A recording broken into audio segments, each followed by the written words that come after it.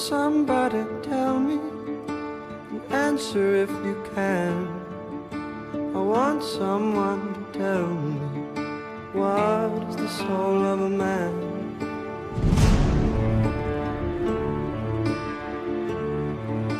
I'm going to ask a question, answer if you can.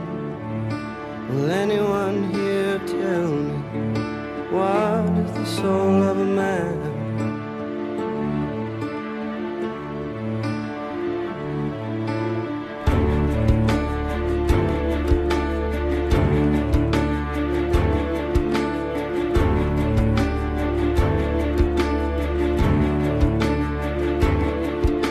I want someone to tell me, answer if you can. I want someone to tell me, what is the soul of a man?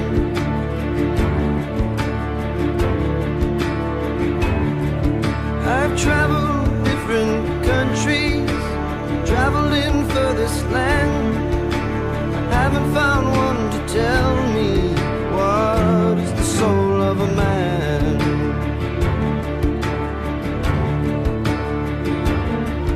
I want someone to tell me, answer if you can. I want someone to tell me, what is the soul of a man?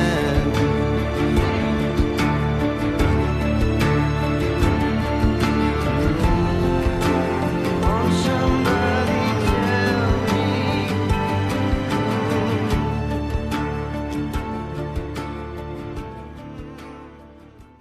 Estamos estudiando la secundaria. Si hay gente, ¿eh? Yo tengo un pariente que entró en primer año de secundaria en el Otón y reprobó. Pero como se portaba bien, le dieron chance de aventarse el segundo año y lo reprobó. O sea, el segundo año en primero de primaria, digo en primero de secundaria. Se hizo 2 años en primero de secundaria y los 2 años los reprobó. Lo sacaron y lo llevaron al Salesiano. Allí en el Salesiano, ¿verdad? Pasó primero de secundaria y segundo año lo reprobó. No. Imagínense nada más. Total, lo agarraron y lo metieron a la secundaria abierta para que estudiara. Y ¿cuántos años ya llevaba? Como 4 años y apenas llevaba el primer año. Entonces en 5 años hizo toda la secundaria, ¿no? ¿Cómo la ven? Está bien, ¿no? Bueno, ahí están los muchachos de secundaria. Los demás, vamos a leer la Biblia y yo quiero decirles especialmente a las personas que fueron invitados e invitadas para escuchar el mensaje que se llama El poder del aprecio. Encuentros que transforman el poder del aprecio. Pero también es para todos. No vaya usted a pensar, no, pues no traje a nadie, mejor ya me voy a desayunar, no a comer, ¿verdad? Algunos no desayunan. No, es para todos. Pero quiero nuevamente invitarles a todos a que se lleven las invitaciones, ¿verdad? Que hemos estado dando y pruebe a Dios si no tiene poder para tocar el corazón de la gente. Vamos a ver hoy un testimonio. La semana pasada vimos uno, ¿verdad? Y vamos a tener algunos testimonios así cada semana. Ya tenemos varios adelantados, bueno, listos para ser llevados, ¿verdad? A la pantalla chica y a la pantalla grande, ¿verdad? Es esta.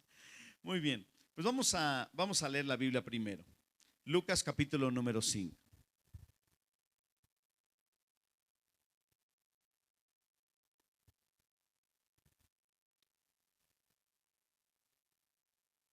Lucas capítulo número 5, verso número 21. El Evangelio de Lucas capítulo número 5, verso número 21. Y esta es la historia de un hombre llamado Mateo o Leví. Cualquiera de los dos nombres, Mateo o Leví. Mateo es como el nombre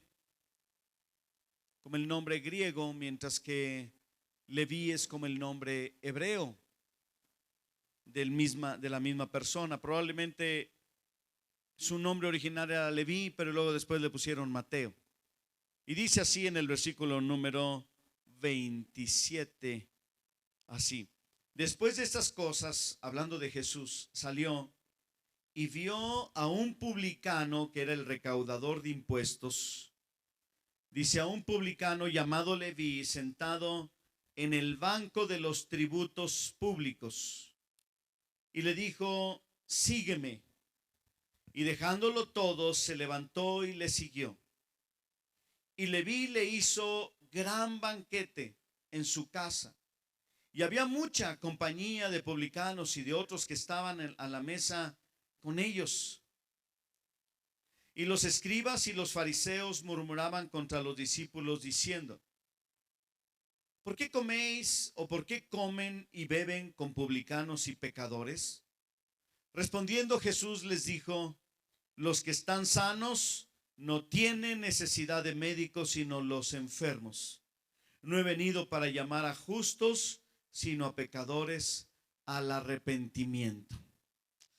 Vamos a ver un video. ¿Qué les parece? ¿Estamos listos para el testimonio? ¿Verdad? Pues mira, yo nací en un hogar estable. Estaba mamá, estaba papá, pero por comentarios de mi mamá, cuando yo tenía 1 año y medio de edad, mis padres se separaron. A mi padre nunca más lo volví a ver hasta que yo tenía 15 años. Mi madre se empezó a hacer cargo de mí, llegó otro hermano menor en ese tiempo y empezamos a crecer al lado de mi madre. Cuando tenía 3 años, mi madre volvió a hacer su vida.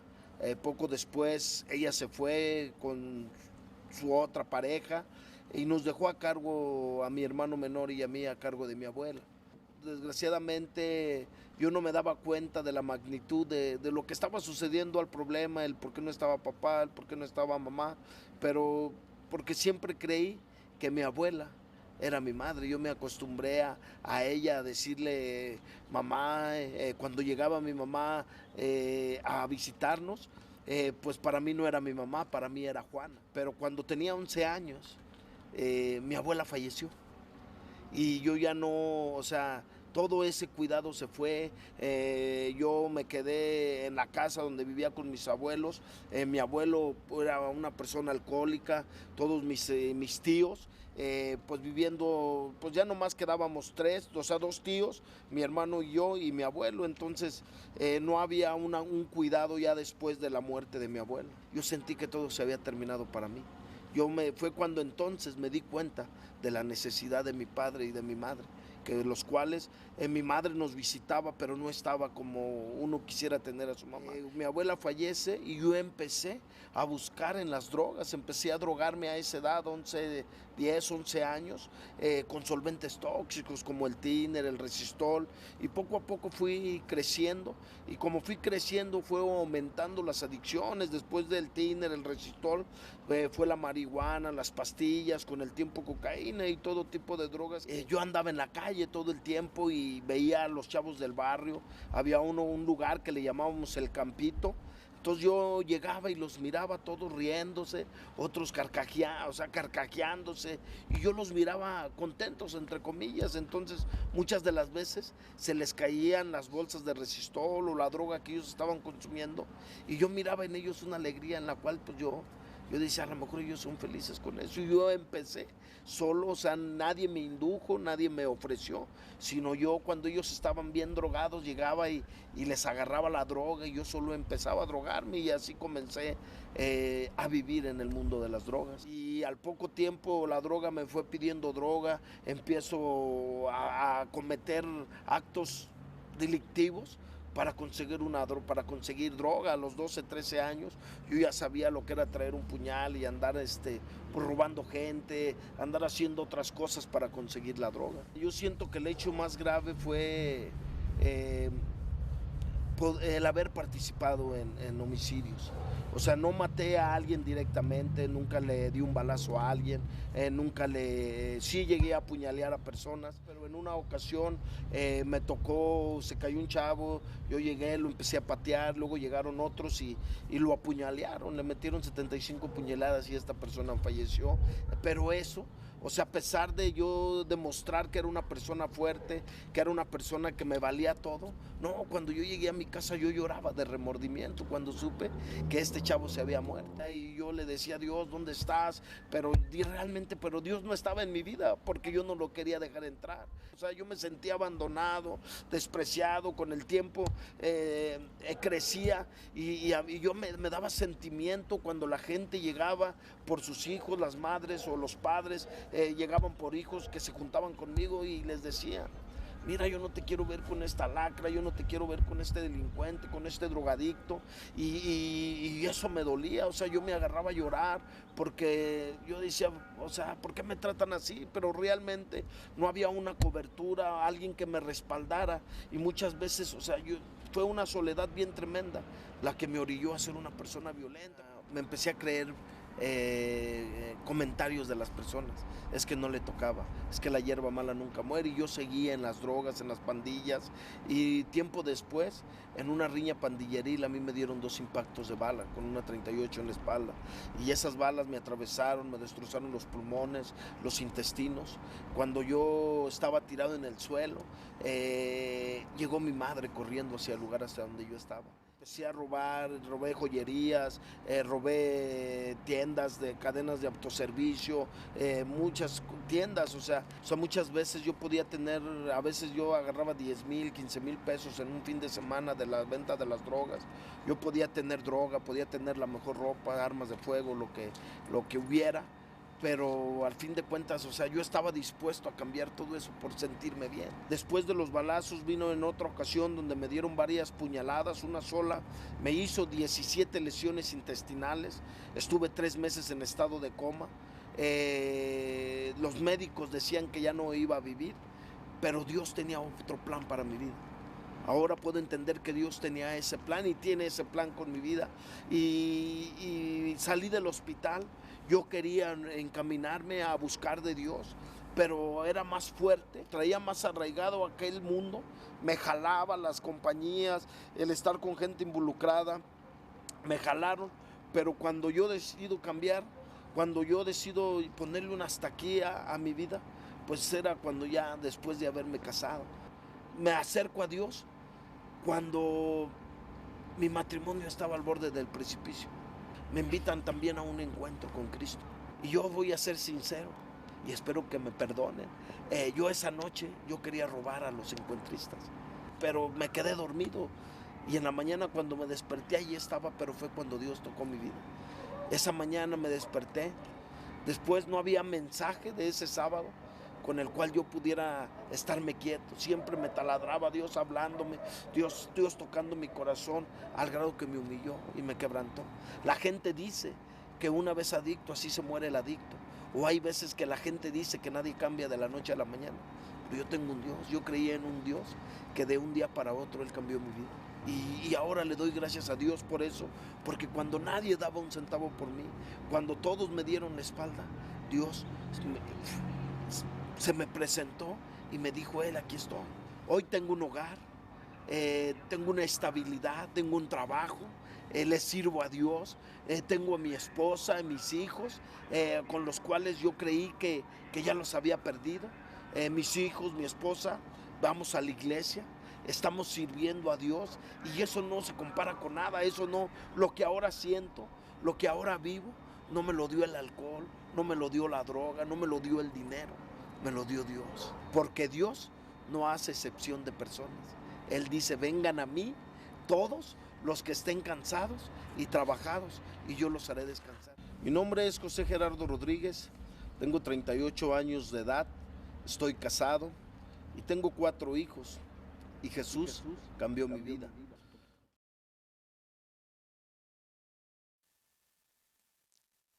Los testimonios que ustedes van a escuchar son gente de la congregación. La próxima semana es otra persona de la congre. Luego la siguiente semana es una persona que asiste en Ágape Norte y también con un testimonio impactante. Quiero hablar de Mateo. Que por cierto el nombre Mateo está de moda, ¿verdad? ¿Cuántos niños Mateos hay? Por ahí hay varios niños. ¿Ustedes también tienen un niño Mateo? Ustedes también tienen otro Mateo, allá también. Otro Mateo. Está de moda, ¿no? Había un actor muy famoso que decía, qué feo Mateo. ¿Se acuerdan cómo se llamaba ese actor? No, pues Alejandro Suárez, ¿verdad? El hermano de Héctor Suárez, ¿verdad? ¿No es? Se parecen. Ok, muy bien. Bueno, pues todos los Suárez. Y él decía, qué feo Mateo. Y déjenme hablarles de este Mateo de la Biblia y al final usted va a decir, qué feo Mateo. No, sí, de veras. Mire, le voy a explicar. ¿Qué era un recaudador de impuestos? ¿Qué hacía? ¿A qué se dedicaba? Muchas personas piensan que los recaudadores de impuestos eran personas ricas y de alcurnia, de abolengo, pero nada más quítele todo excepto el dinero. Pero la verdad eran otra clase de personas. Déjenme le explico cómo era desde el principio. El Imperio Romano estaba en una campaña de expansión. Iban conquistando, los emperadores van conquistando, ¿verdad? O va creciendo el Imperio Romano y van llegando a diferentes naciones en los tiempos de Jesús y antes de los tiempos de Jesús, ¿verdad? Y ellos, los países que ellos conquistaban, ¿verdad? Para administrar todo su imperio, ellos los convertían y les llamaban provincias. Las provincias tenían gobernadores. Uno de los más famosos gobernadores que aparece o se sabe de la historia es precisamente Poncio Pilato, que es el gobernador de la provincia de Palestina. Y era así, ¿verdad? Entonces, pero una cosa era el gobierno, otra cosa era lo militar y una muy diferente era la recaudación de impuestos. Los romanos se les ocurrió esta idea. A lo mejor era una idea muy buena, porque ellos así pudieron recaudar todo el dinero que ellos pudieran.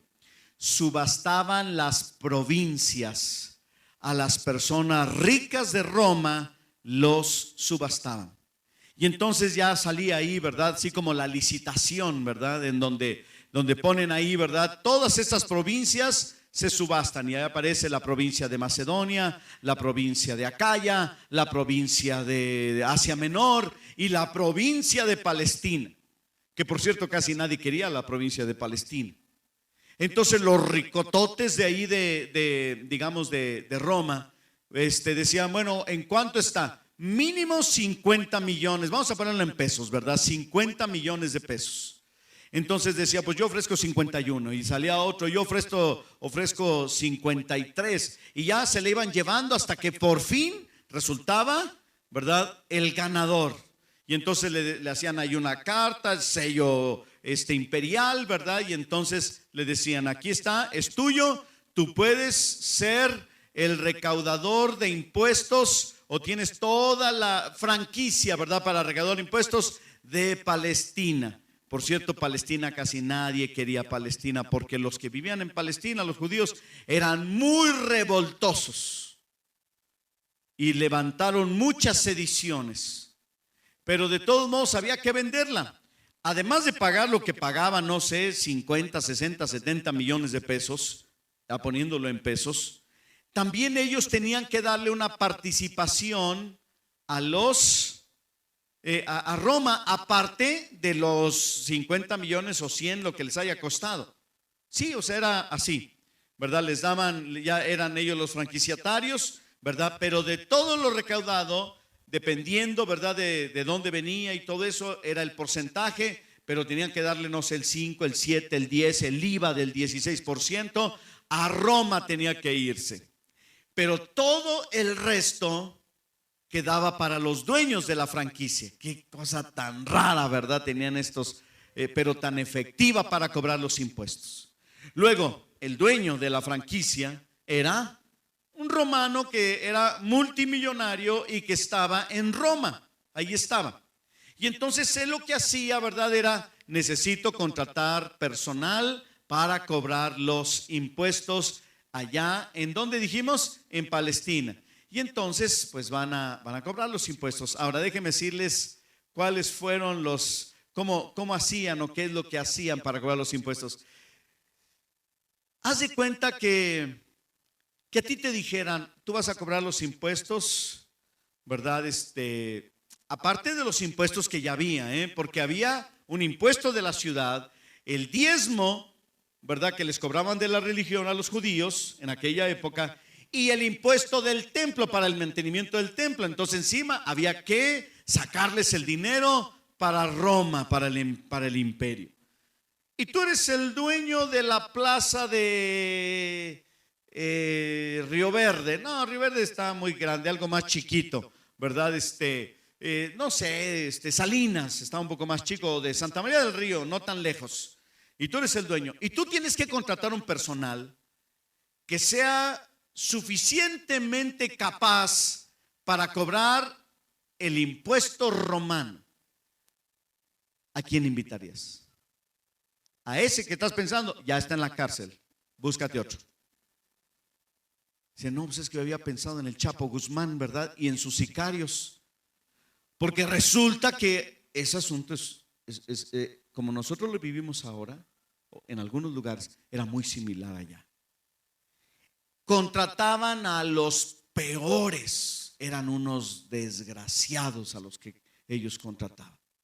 La gente piensa que Mateo era muy educado porque escribió Mateo.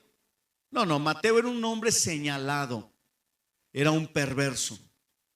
El hombre se sentaba, el publicano, los publicanos, que eran así les llamaban a los recaudadores de impuestos, se sentaban en el banquillo de los tributos. Y entonces se podían parar donde se les diera su regalada gana. Vamos a poner que se pusieran aquí afuera de Ágape Sur. Y entonces eran ellos, ¿verdad?, asistidos por un batalloncito pequeño o un escuadrón de soldados romanos, que eran unos malvados. Todo lo que sucedía digamos en el Imperio Romano, entre más lejos del centro, que era Roma, era muy perverso. Si a Jesús lo hubieran juzgado en Grecia, lo hubieran soltado. Pero lo juzgaron los romanos, que eran unos perversos, matones y malditos. Así de malos, así de perversos. Y el recaudador de impuestos, una cosa similar. Entonces ellos, ¿verdad?, se ponían donde ellos quisieran y cobraban los impuestos a su antojo, lo que quisieran. Entonces no era el IVA del 16%, no, lo que ellos quisieran. Vamos a suponer que se pusieran aquí afuera de Ágape Sur, ¿verdad? Y tú vienes a traer, vienes a despedir el cuerpo de un familiar tuyo aquí al lado, ¿verdad? No vienes aquí a la congregación, vienes aquí al lado, aquí a los funerales. Y tú traes tu cuerpo y entonces está ahí Mateo y ¿a dónde vas? Pues vengo a enterrar a mi abuelito y a despedirlo. Muy bien, pues qué lástima, pobrecito, son 200 pesos de impuestos.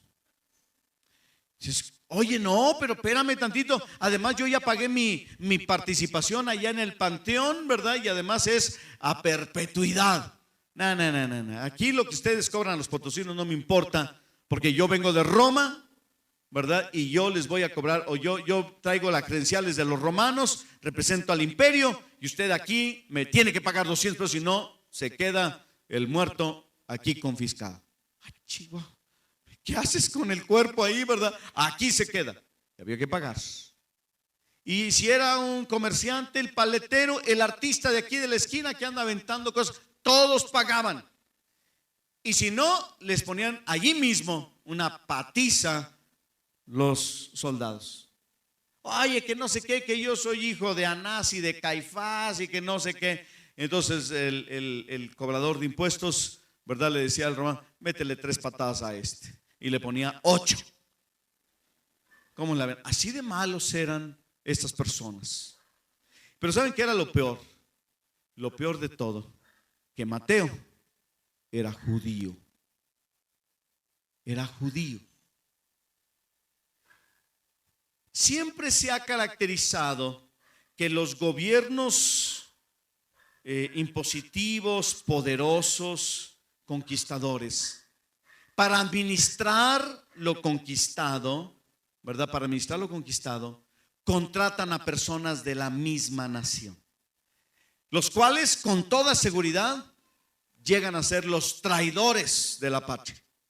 O sea que encima de lo malo que ya era Mateo, de ser un cobrador de impuestos, el hecho de ser como era con los mismos connacionales, eso lo hacía todavía una persona más odiosa de todos. En la Segunda Guerra Mundial, cuando los alemanes iniciaron la campaña de exterminio contra los judíos y contra otras personas, los gitanos, los judíos, los enfermos mentales y los homosexuales, allí en los campos de concentración, para administrarlo, ¿verdad? Obviamente tenían el comandante que era el mero mero de los alemanes ahí en el campo, y tenían su mini ejército. Ellos contrataban o elegían personas de los mismos judíos. Imagínate nada más cómo eran considerados. Ellos, por ejemplo, eran los que traían una camisa con su estrella de David, y también tenían pero eran diferentes. Ellos sí comían, tenían privilegios. Entonces ellos eran los que encaminaban a la multitud de mujeres, por ejemplo, ya sin ropa, ¿verdad? Y los metían en las cámaras de gases. Eran judíos los que hacían eso también. Claro, ellos trabajaban o le trabajaban a los alemanes. Entonces ellos, no todo lo hicieron obviamente, ¿verdad? Pero ellos las introducían o los metían a las cámaras de gases con el pretexto de bañarlos. Pero ya estando ahí, en lugar de que saliera agua, salía un polvo que se llamaba el famoso gas Ciclón B. Y entonces las personas empezaban a respirar el gas, se morían, se envenenaban. Y sacaban estos judíos, que por cierto, ¿saben cómo les llaman a ese grupo? Los capos. ¿No le da una idea así como que los capos, así como los de ahora? Más o menos igual. Porque la palabra capo con K significa también cabecilla o jefe. Y entonces ese grupo de judíos en los campos de exterminio, ¿verdad? Alemanes o nazis, ¿verdad? Los sacaban de allí, ¿verdad? De las cámaras de gas, en unas carretas donde amontonaban los cuerpos hasta donde pudieran llevarlos, ¿verdad? Para llevarlos a los crematorios, para deshacerse de los cuerpos, para convertirlos en cenizas. Y en un trabajo día y noche, todo el tiempo, las chimeneas, ¿verdad? De los campos de exterminio nunca se apagaban, siempre quemando. Imagínense cuántos y cuántas personas no llegaron a matar allí en esos lugares. Vi el testimonio de un hombre que fue capo y lloraba con remordimiento por haberse prestado a ese trabajo. También les llamaban los sirios, también les llamaban, no sé por qué, no he llegado a tanta investigación, pero lo que sí sé es lo que era Mateo. Mateo era un personaje malo, perverso, como todos los que estaban ahí. Zaqueo también era malo. Luego el pueblo los odiaba. Si hubiera una revuelta, ¿usted a quién se imagina que matarían primero? Al Mateo y al Zaqueo, ¿verdad? Y a los demás publicanos. ¿Por qué? Porque ellos le cobraban el impuesto a la gente para el imperio romano, que era el que los había conquistado. Yo me imagino que habría algunos que tenían algo de misericordia. Zaqueo también fue otro publicano que cuando tiene un encuentro con Jesús cambia totalmente. Y era tan rico el hombre, así que estaba podrido en dinero, que dice, si le he robado a alguien, le había robado a todos, se lo devuelvo cuadruplicado. Era tan rico y tan poderoso. Cuando Mateo escucha la frase sígueme, la palabra sígueme, después de haber sufrido el desprecio de la gente, porque la gente lo despreciaba, a lo mejor no delante de su cara, pero lo despreciaban. Hacían sus fiestas, hacían sus festivales los judíos y no invitaban a Mateo, porque Mateo era un traidor de la patria. Sus hijos de Mateo no podían ir a los colegios de en aquel tiempo, porque ellos eran considerados como una lacra, los hijos de los publicanos. No podían participar en ninguna ceremonia religiosa. Eran excomulgados y además todavía, ¿verdad? No podían hacer ni siquiera donativos porque no le recibían su cochino dinero. Así era con los publicanos, con los recaudadores de impuestos. Si Mateo tuviera un título, su título sería el traidor del año. Y seguramente que Mateo debió haber sufrido el desprecio de sus connacionales o de sus familiares. ¿No te pudiste haber conseguido otro trabajo? Como le decía una hermana de la congregación a su hijo que puso una cantina. Hombre, tanto negocio que hay, ¿por qué te fuiste a meter? ¿Verdad? Y le decía, ¿por qué te pusiste un centro de salud? Así le decía la señora, ¿verdad? La hermana. Y déjeme decirle, se aventó como unos 2 años que no le hablaba al hijo. Y alguno, ay, pues qué bárbara, ¿verdad? Pues debía de perdonarla. Es que el otro era un cínico, no lo conoció. Pero la cuestión es esta, de que muchas personas, ¿verdad?, en aquel tiempo menospreciaban y despreciaban a Mateo y a los publicanos, ¿verdad? Y se lo hacían saber. Cuando le dice Jesús a Mateo, sígueme, Mateo se levanta y dice, te voy a seguir. No dijo nada y le empezó a seguir. Pero ya yendo en el camino le dice Mateo, oye Jesús, ¿y si te invito a una fiesta irías? Porque nadie más va a ir más que la misma calaña que yo, ¿verdad? De los mismos. Y Jesús, al haber visto a Mateo, le ha dicho, sí, yo voy a una fiesta. ¿De veras irías a una fiesta conmigo para que conozcas a mis amigos? Y ya me imagino cómo hubiera sido una fiesta de aquellos recaudadores, pero hoy, en una casota así grande, en una mansión, ¿verdad? Donde llegan los nuevos ricos, ¿verdad? Todos tatuados con una Harley allá afuera, un Audi, una BMW, ¿verdad? Y llegan a la casa, ¿no?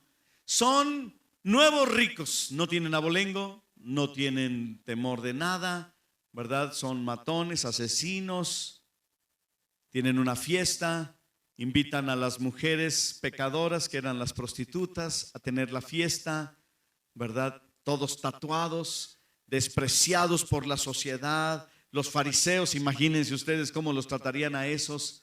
Y ahí llegó Jesús, porque Jesús va a esos lugares. El Mateo, seguramente había noches difíciles donde ni su mamá ni su papá le hablaban. Probablemente hasta su mujer le ha de haber dicho, ya ni la muelas, Mateo. Mira nada más cobrarle a los pordioseros impuestos. A todos les cobraban. Era terrible la historia de los publicanos. Pero fue allí donde llegó Jesús, porque Jesús llega a todos lados. ¿Verdad que sí? Y fue al banquete, fue a la fiesta. Yo no sé cómo se le colaron a Mateo los fariseos y los escribas. Se le colaron en la fiesta. ¿Sabes por qué se le colaron en la fiesta? Porque era una fiesta tototota. Y ya en la multitud se metieron los fariseos y empezaron a ver que estaban Jesús, sus discípulos, ¿verdad? Y estaba Mateo con toda su bola de amigos, ¿verdad? Y compadres que eran los publicanos, perversos, matones, asesinos, sicarios, ¿verdad? Cobradores de impuestos, al servicio del imperio conquistador y malvado.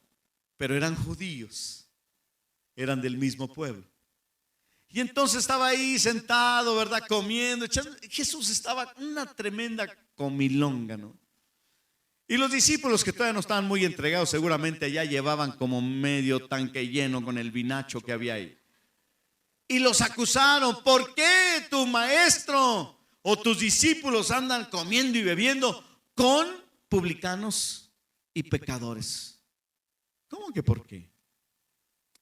Y Jesús responde: porque yo voy a donde hay necesidad. Yo voy a donde la gente no me llama, sino que yo sé que tiene necesidad. Sígueme es la frase de Jesús. Sígueme. Y Jesús llega. ¿Te sientes despreciado y menospreciado? Como el testimonio que escuchábamos, cuando nadie daba nada por ti, Jesús se acercó a ti y te amó. ¿Cuánto vale la vida humana? El otro día yo le pregunté al Geras: ¿con cuánto para echarse a un brother que no diezma? No tú, porque tú ya estás del otro lado, pero alguno de tus antiguos camaradas, con 200 pesos, nomás una calentadita, no quiero que se lo eche. Con 200 pesos, me dijo otra persona, dice: no sé cuánto valdrá, yo no sé cuánto valdrá una caja, perdón, un cartón de cervezas. Pero dijo: con un cartón de cervezas no solamente le dan una calentadita, lo mandan a la otra vida. Yo creo que el Jera se me había quedado mirando y me dijo: eso es lo que usted vale, 200 pesos, pastor. Porque para muchas personas eso es lo que valemos. Tú vales 200 pesos para mucha gente. Pero Jesús no piensa igual. ¿Verdad que no? Jesús es diferente. Jesús piensa diferente. Él mira de una manera diferente. Mira tu vida de una manera diferente. Él no se queda allí mirando como otros te miran. Él te observa y te mira que tú tienes un valor diferente. Vales tanto como su propia vida. Vales tanto como su propia vida. Quizás a ti te han marcado, tus padres te marcaron. Quizás tus padres te despreciaron y te menospreciaron. Quizás te compararon con ellos mismos o te compararon con tus hermanos o con tus primos o con tus parientes. Y te han dicho: ¿cómo no eres como otros?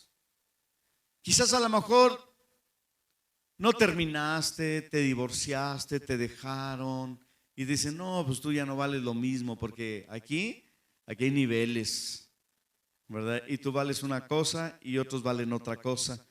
Pero Jesús te dice: sígueme. Es lo que dice Jesús. Y te dice hoy a ti: sígueme. Esa es la invitación para los que no han entregado su vida a Jesús, que fueron invitados el día de hoy para escuchar el poder del aprecio. Jesús tiene un aprecio por ti. Póngase de pie, por favor.